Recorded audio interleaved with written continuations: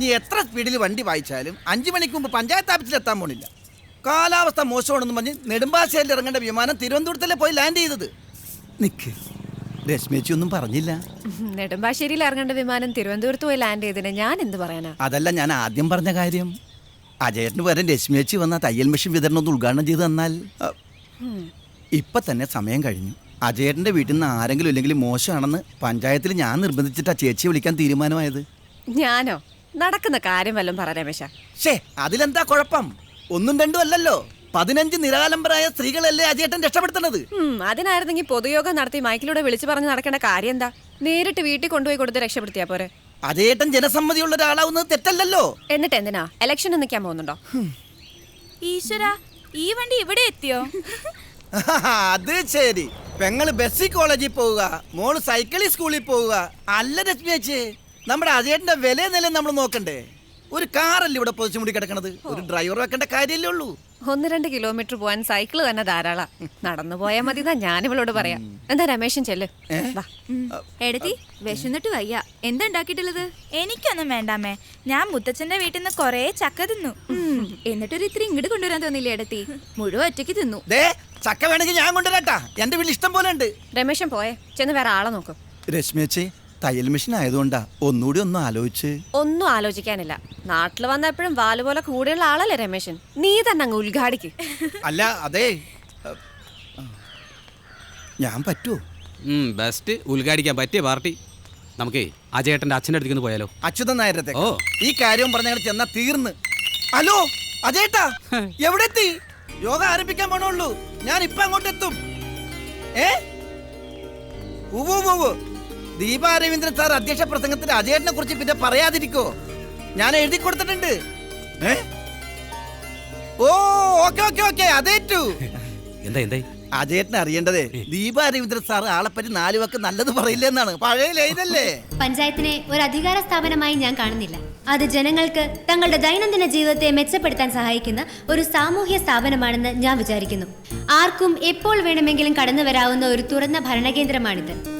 ചെറുമംഗലം പഞ്ചായത്തിലെ ഒരാൾക്കും ഒരു ഉദ്യോഗസ്ഥന്റെയും അനാസ്ഥ കൊണ്ട് ഒരു നടപടിക്രമവും ഭാര്യയായതുകൊണ്ട് പറയല്ല രവീന്ദ്ര, ഇത്രയും ചുറുചുറുക്കുള്ള ഒരു പ്രസിഡന്റ് ഈ പഞ്ചായത്തിൽ ഇന്ന് വരെ ഉണ്ടായിട്ടില്ല. ഒരു പ്രശ്ന പരിഹാര സമിതിയെ താനെന്താടോ മുള്ളുമ്പിൽ നിൽക്കുന്നത്? ഇപ്പൊ തന്നെ മണി 5 ആയി കുറിപ്പേട്ട. ഈ പരിപാടിയും കഴിഞ്ഞ് ഇവിടെ ഒന്ന് ഫ്രീ ആയിട്ട് വേണം മോളെയും കൊണ്ട് കലോത്സവത്തിന് പോവാൻ. 8 മണിക്ക് ട്രെയിൻ പുറപ്പെടുമ്പോ എത്തണ്ടേ? ഇത്തവണ മോള് കലാതിലകാവോ രവീന്ദ്ര? നമ്മുടെ നാട്ടിലെ കുട്ടികളുടെ കലാവാസന പ്രോത്സാഹിപ്പിക്കാൻ ചെറിയ തോതിലൊരു കലാമണ്ഡലം ഇവിടെ തുടങ്ങാൻ അജയേന്ദ്രൻ നായരോട് പറയണം. അപ്പൊ പിന്നെ രവീന്ദ്രൻ നായരുടെ മോൾക്ക് പ്രാക്ടീസ് ചെയ്യാൻ ദൂരെ പോണ്ടല്ലോ. അതിന് മുന്നോടിയായാണ് ഈ തയ്യൽ മെഷീൻ വിതരണം. പഞ്ചായത്തിലേക്ക് ഇവ സമ്മാനിച്ച ശ്രീ മാണിക്കോത്ത് അജയചന്ദ്രൻ നായർക്ക് നന്ദി പറയുന്നതിനായി ഞാൻ ഈ സന്ദർഭം ഉപയോഗിക്കുകയാണ്. ഇനിയും എന്താണ് ഒരു ക്രാവിയ നോട്ടം? സാമ്പത്തിക സൗകര്യമുള്ള പരിപാടി തുടങ്ങിയ ശ്രീ അജയചന്ദ്രൻ നായർ ഉദ്ഘാടനം ചെയ്യേണ്ട ഈ പ്രോഗ്രാം അദ്ദേഹത്തിന് എത്തിച്ചേരാൻ സാധിക്കാത്തത് കൊണ്ട് നമ്മുടെ ഗ്രാമപഞ്ചായത്ത് അജയേട്ടൻ തന്നെ ഉദ്ഘാടനം ചെയ്യും. സമയമാകുമ്പോ വിളിക്കാൻ പറഞ്ഞിരിക്കുക. അജയേട്ടൻ ഫോണിൽ കൂടി ഉദ്ഘാടനം ചെയ്യും. എന്തായി രമേശ, ഉദ്ഘാടനത്തിനുള്ള സമയമായ? സ്പീക്കർ ഫോണിൽ ഇടാൻ പോവാ. ആണാ?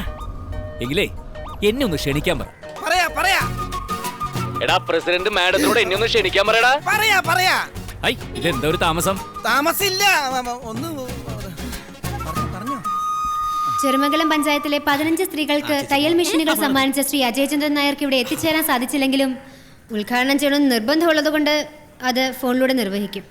അതിനായി അദ്ദേഹത്തിന്റെ സുഹൃത്തും 7ാം വാർഡ് മെമ്പറുമായ രമേശിനെ ഫോണുമായിട്ട് വരാൻ ക്ഷണിക്കുന്നു. പറഞ്ഞോളൂ അജയേട്ടാ. സ്പീക്കർ മൈക്കിന് അടുത്താണോടാ? അതെ, പറഞ്ഞോളൂ.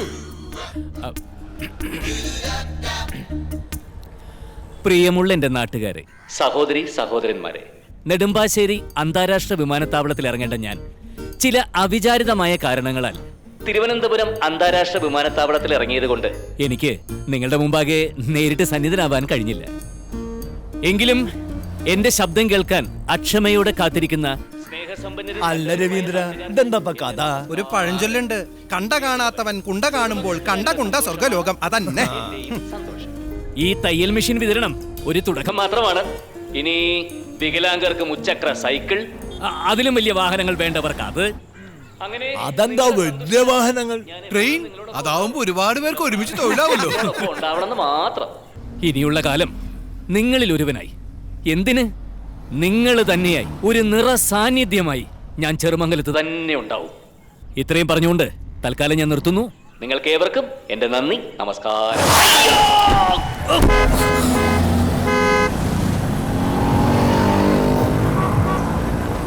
എവിടെ നോക്കിയാണോ വണ്ടി ഓടിക്കുന്നത്? മനുഷ്യനെ നടുവൊടിഞ്ഞല്ലോ.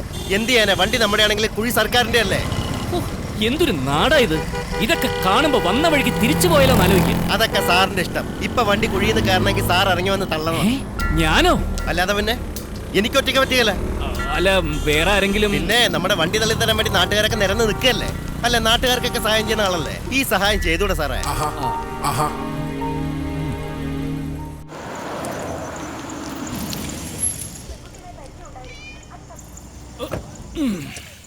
ആ പെട്ടി ഒന്ന് എടുക്കാൻ പറ്റുമോ? എന്റെ അമ്മേ, എന്താടി ഇവള് പിന്നെയും വലുതായോ? നീയാണെങ്കി കാണുമ്പോ ചെറുപ്പായിക്കൊണ്ടിരിക്കുക. ഇങ്ങനെ പോയാലേ ഇവളെ കെട്ടിക്കുമ്പോ നിന്നെ ഒരു പ്രാവശ്യം കൂടി കെട്ടിച്ചയക്കേണ്ടി വരുമോ? അനിയത്തി എന്ന് പറഞ്ഞ ഒരാൾ ഇവിടെ ഉണ്ട് കേട്ടോ. ഓവ് കണ്ടു. നിന്നെ അവിടെ അച്ഛൻ്റെ അടുത്ത് നിർത്തിയാലേ പഠിപ്പിൽ ശ്രദ്ധയില്ലാതായി പോകും തോന്നിയത് കൊണ്ടാണ് ഇവിടെ കൊണ്ട് നിർത്തിയിരിക്കുന്നത്. റിസൾട്ട് വരുമ്പോ ആ ഗുണം കാണിച്ചില്ലെങ്കിൽ നിന്റെ മൂക്ക് ഞാൻ മുറിക്കും. അയ്യോ മോനെ, ദേ പറഞ്ഞതിനേക്കാൾ ഒരു 500 റുപ്യ കൂടുതലുണ്ട്. സന്തോഷായല്ലോ. അതെ, ഇനി മുതൽ ഇങ്ങനെയുള്ള യാത്രകളിലേ വണ്ടി കുഴി ചാടിച്ചിട്ട് യാത്രക്കാരനോട് തള്ളാൻ പറയുന്നതിന് മുമ്പേ അയാൾ എങ്ങനെയുള്ള ആളാണെന്നും കൂടി അറിഞ്ഞിട്ട് വേണം തള്ളാൻ പറയാൻ. മനസ്സിലായോ? മനസ്സിലായി. പോ. അച്ചു, അച്ഛന് വഴി പണി കിട്ടി. വണ്ടി ഇതെല്ലാം കഷ്ടപ്പെട്ടുകൊണ്ടാ വരാൻ വൈകിയത്. പോടി കിടന്ന്. അതിന് നിന്റെ ചേട്ടൻ വേറെ ജനിക്കണം. ഞാൻ 4 യൂണിയൻകാർക്ക് പൈസ കൊടുത്തങ്ങ് തള്ളിപ്പിച്ചില്ലേ. എന്നാലും നമ്മുടെ നാടുണ്ടല്ലോ, ഖട്ടറും പഞ്ചറും ബ്ലോക്കും റോഡ് പടിയും. ഓ മടുത്തുപോയി. ഇവളുടെ പൂച്ചപ്രയം ഇതുവരെ മാറിയില്ലേ? കഴിഞ്ഞ പ്രാവശ്യം പോയപ്പോ ഒരെണ്ണല്ലേ ഉണ്ടായിരുന്നുള്ളൂ, ഇതിപ്പോ 3 എണ്ണായോ? ഇവൾക്ക് ഇത് തന്നെയല്ലേ പണി. അജയേട്ടൻ പോയി കുളിച്ചിട്ട് വാ, ഞാൻ ഭക്ഷണം എടുത്ത് വെക്കാം. എടി, നിന്നോട് എത്ര കാലമായിട്ട് പറയുന്നു ഈ വീട്ടിലെ പണികൾ മുഴുവൻ ഇങ്ങനെ ഒറ്റയ്ക്ക് വലിക്കേണ്ടെന്ന്. ഒരു വേലക്കാരി വെച്ചാൽ എന്താ? എന്തിനാ അത്? ഇവിടെ ഇപ്പൊ അതിന്റെ ഒരാവശ്യമില്ല. മാസം 2000 രൂപ കൊടുക്കണം മിനിമം. ആ കാശ് കൊണ്ട് മോളുടെ പേരിൽ വല്ല ചിട്ടിയോ ഇൻഷുറൻസോ ചേർന്നാ അത്ര ഉണ്ട് ഗുണം. എടേ, നീ ഇപ്പോഴും എന്നെ പഴയ വില്ലേജ് ഓഫീസിലെ പ്യൂണായിട്ടാ കാണുന്നല്ലേ? രശ്മി, നമ്മുടെ ലോകം മാറി. ഇനി നമ്മൾ ആർക്കും പിടിച്ചാ കിട്ടില്ല. പിന്നെ നാട്ടുകാർക്ക് നമ്മളെ പിടിക്കില്ലല്ലോ പണി. നീ ആ ടൈലർ ചങ്കരന്റെ മോള് തന്നെ, ഒരു മാറ്റവും ഇല്ല. എടി, ഇനിയുള്ള കാലത്ത് ചെലവ് കുറയ്ക്കാൻ പറ്റില്ല, വരവ് കൂട്ടുക നിവൃത്തിയുള്ളൂ. അതിന് ബിസിനസ് അല്ലാതെ വേറെന്താ മാർഗം? ഇപ്പൊ തന്നെ ഞാൻ ഗൾഫിൽ തുടങ്ങാൻ പോകുന്ന ബിസിനസിന്റെ ടേൺ ഓവർ എത്രയാന്ന് നിനക്കറിയാമോ? അയ്യോ വേണ്ടേ, വലിയ കണക്കൊക്കെ കേട്ട എന്റെ തല കറങ്ങും. ശരി, എങ്കിൽ തല കറങ്ങാത്തൊരു കാര്യം ഞാൻ പറയട്ടെ. ഇനി മുതൽ ഞാൻ ഇവിടെ തന്നെ കാണും. മാസത്തിലൊരു 3-4 ദിവസം ഒന്ന് പോയി വരിക, അത്രേ ഉള്ളൂ. ശരിക്കും? ആ